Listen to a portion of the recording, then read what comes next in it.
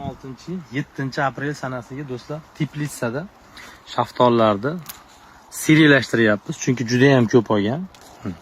Dona-dona qilib olgizilinadi. Maydalari terib olib tashlanadi. Do'stlar, ko'rishlaring mumkin, e'tibor berib, juda ham yirik bo'lgan va yoshlik davridanoq qizil rang bilan katta bo'lishni boshlagan. Mana rangi qizarib turishni boshladi.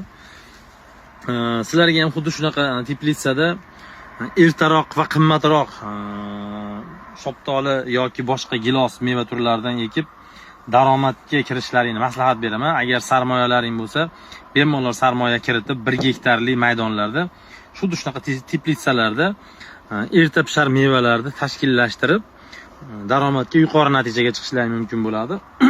Do'stlar, buning uchun bizda maslahatlar va rejalar bor, bepulga beriladi.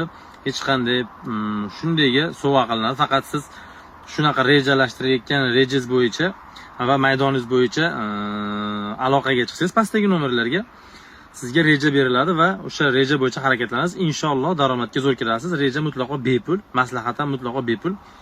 Inshaalloh birga yetishtiramiz. Sizlar daromadda yaxshi bozorlarda o'rin topsalaring, biz xursand bo'lamiz. Bizni kuzatishda davom etasizlar, like bosishda to'xtamaymiz do'stlar.